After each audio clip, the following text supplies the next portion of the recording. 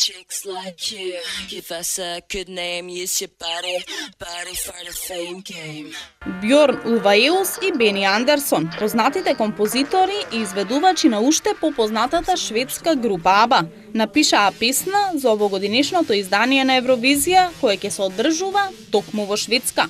Познатиот двоец и шведскиот диџеј и продуцент Avicii ги здружија силите и ја напишаа numерата насловена Be Right the Story, која ќе биде премиерно изведена на овогодинешниот Евросонг, кој се одржува на 18 мај во шведскиот град Малме.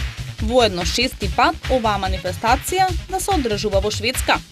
Со огромно задоволство објавуваме дека Бени, Броин и Avicii се согласија да ја компонираат единствената музичка композиција за овогодинешниот надпревар за песна на Евровизија, изјавил извршниот продуцент Мартин Остердал.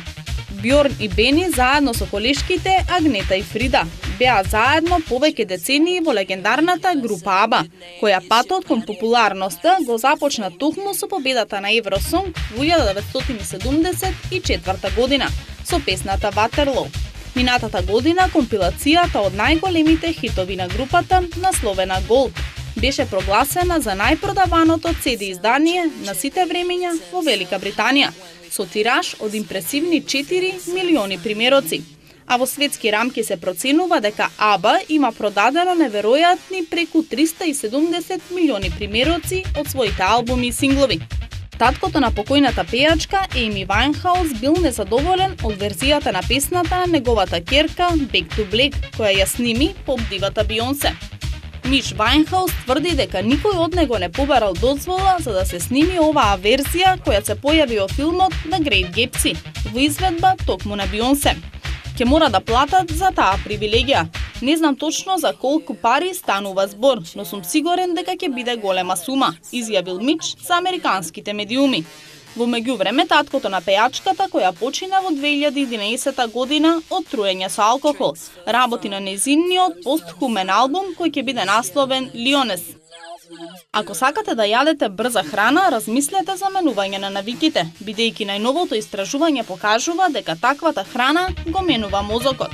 Поточно можат да се јават симптоми на анксиозност и депресија ако престанете да ја јадете.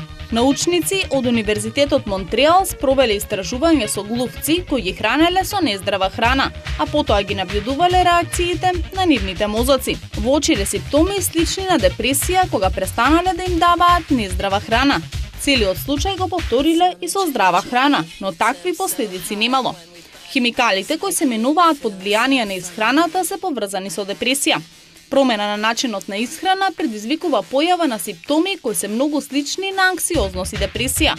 Се јавува стрес во организмот што покажува дека нездравата храна е навистина опасна, истакнал Стефани Фултон, еден од научниците кои работеле на истражувањето. На сите ни е познато дека фастфуд храната лошо дејствува на здравјето на организмот, а сега е докажано дека штетно делува и на психичкото здравје.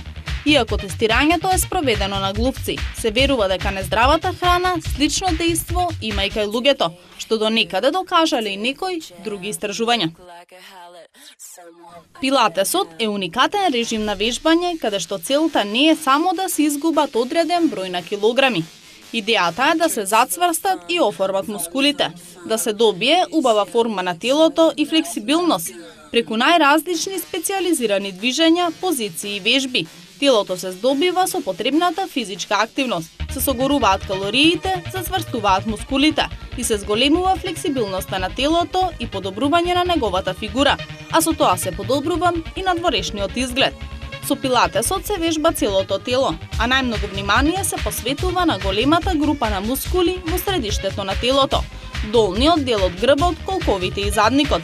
Пилатесот не е само збир на вежби, туку метод чија главна цел е покрај вежбањето да се создаде соединување на умот и телото, така што без да се вклучи умот, телото да се движи со ефикасност, рамнотежа и грациозност, што се однесува до килограмите, доколку се вежба добро и упорно, а паралелно се внимава и на исхраната. Тие гарантирано ќе се намалат, а вие ќе се чувствувате поздраво и порелаксирано. Chicks like you, give us a good name, use your body for the fame game.